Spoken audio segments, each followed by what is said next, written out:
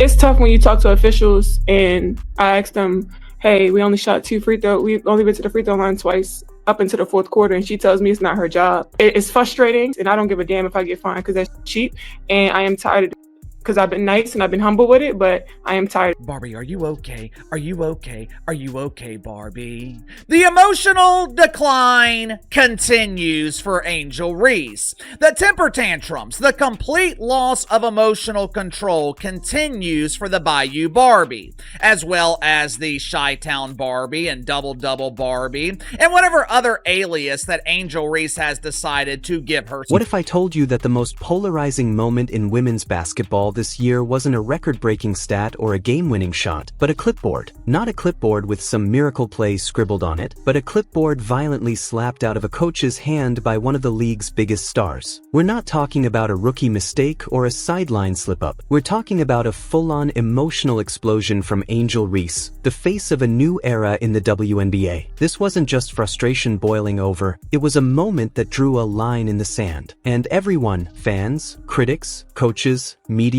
and even the league itself, was suddenly forced to pick a side. Are you Team Angel or Team Accountability? Because in this moment, you can't be both. It happened during a high-tension game between the Chicago Sky and the Washington Mystics, a matchup already carrying pressure for both squads. Tensions flared early, fueled by inconsistent officiating, missed calls, and a general sense of imbalance on the court. And that's when it all spiraled. Angel Reese, already visibly frustrated with the referees and her team's performance, reached a boiling point. When her assistant coach stepped in to draw up a play, clipboard in hand, Reese lashed out, smacking the board out of the coach's grasp with the kind of intensity you'd expect from a WWE pre-match promo, not a professional athlete in a playoff push. Cameras caught the entire moment. National broadcast, slow-motion replays, Twitter clips, and within hours, it wasn't just a sideline spat. It was a full-blown cultural event. To understand why this blew up the way it did, you have to look beyond just the action. This wasn't just about a clipboard. This was about power, image, emotion, and identity. Angel Reese isn't a nobody. She's not a benchwarmer or a journeyman in the twilight of her career. She's the face of a movement, young, outspoken, unapologetically confident, and backed by a massive online following that treats every game as part of her larger story. She is marketed as the next big thing in women's basketball. The WNBA needs her star power. Brands want her charisma. Social media feeds off her controversy. But with that spotlight comes pressure and scrutiny. And what we saw in that moment wasn't just an athlete losing control. It was the unraveling of a carefully curated image and the unveiling of something raw, unfiltered, and, to many, deeply concerning. The fan response was immediate and violently split. On one side, supporters rushed to defend her, claiming it was a moment of passion, a symptom of caring too much, of being too invested in the game to control her emotions. They praised her fire, her grit, her intensity. They said the real issue wasn't Angel's behavior, it was the league's bias, the referee's inconsistency, the disrespect she allegedly faces as a black woman in a predominantly white sports media environment. They called critics hypocrites, pointing to how other athletes, especially white players, have displayed similar frustration without the same level of backlash. To these fans, Angel Reese was standing up for herself in a system designed to mute her voice. She was being vilified not for her actions, but for who she is. But the other side? They weren't having it. Critics labeled the act as immature, toxic, and unforgivable. They said this wasn't a player showing heart. This was a player showing complete disrespect for her team, her coaches, and the game itself. And they had receipts. Footage from earlier games showing Reese arguing with teammates, ignoring coaching instructions, storming off the court. Stories about locker room tension. Clips of press conferences where she snapped at reporters. To these viewers, the clipboard incident was just the latest chapter in a long book of bad behavior. And for them, the league's silence spoke volumes. Because while other players might have faced fines or suspensions for far less, Angel Reese was allowed to walk away clean. No punishment, no accountability, just another highlight clip to add to the reel. And the league? It did what it does best. Absolutely nothing. No statement, no suspension, not even a symbolic warning. Just radio silence, as if pretending it didn't happen would make it go away. But it didn't, because this moment was too loud, too viral, too public to sweep under the rug. It exposed a painful truth. The WNBA, desperate for attention and relevance, is willing to let the rules bend when the cameras are watching. If the player drives drives engagement, if the headlines trend, if the merch keeps selling, then who cares if they slap a clipboard or two? It's not the first time we've seen this. The league has long wrestled with the balance between discipline and visibility. When Liz Cambage lit up the league with wild antics, she got headlines too. When Diana Taurasi shoved refs or screamed at teammates, it made the rounds. But what's different here is scale and platform. Angel Reese isn't just a player, she's a brand. Her every move is dissected online. Her every outburst gets millions of views. She doesn't just play the game, she plays the algorithm. And the league is hooked because in 2025, the currency of basketball isn't points or rebounds, it's clicks. And this raises a bigger question. How does a team function under this kind of spotlight? What happens in a locker room when one player becomes bigger than the coach? When no one dares criticize her for fear of backlash? When actions that would get anyone else benched are treated like part of the show? The answer is simple. The team crumbles. The Chicago Sky, once seen as a rising contender, now look fractured. The coaches can't coach. The teammates can't connect. And the fans? They're watching the implosion in real time. This isn't leadership. It's chaos disguised as charisma. And the longer it goes unchecked, the more damage it does. But let's be fair. Angel Reese is incredibly gifted. Her skill set is elite. She's one of the most physically dominant players in the league. Her rebounding instincts are next level. Her ability to draw fouls is unmatched. But talent alone doesn't make a leader. And right now, she's not leading. She's isolating. She's exploding. She's unraveling. And worse, she knows she can. She knows the league won't stop her. She knows every tantrum equals more followers, more press, more sponsorships. She knows the brand is stronger than the rulebook. And that's the most dangerous kind of player, one who sees themselves as untouchable. Imagine being the assistant coach. You're just trying to draw up a play, salvage a game, maybe hold on to some professional dignity. And suddenly, you're the villain in someone else's TikTok clip. You didn't sign up to be a character in the Angel Reese cinematic universe. But here you are, clipboard slapped out of your hand, face frozen in disbelief, the internet laughing and dissecting your every expression. And then nothing. No apology, no acknowledgement, just a quiet burial under another wave of content. So what comes next? Probably more of the same. The league will spin the narrative, call it emotional leadership, say she cares too much, maybe even drop a featurette about her journey. Meanwhile, fans begging for accountability will be drowned out by fan edits set to trendy music. And the next assistant coach? He'll bring backup clipboards, just in case. Because this is where we are now. The WNBA isn't about basketball anymore. It's about brand management. It's about who can generate the most engagement, not who can execute the best pick and roll. Players are marketed like influencers. Games are backdrops for drama. And respect for the game? That's optional. In this world, the clipboard is just a prop. The coach is just a set piece. And the game? It's just a stage for the next viral meltdown. So let's not pretend this was an isolated incident. It wasn't. It was a symptom of a league that's lost its compass, of a culture that values attention over accountability, of a sport that's been hijacked by spectacle. And Angel Reese? She's not the problem. She's the result. The product of a system that rewards bad behavior, punishes silence,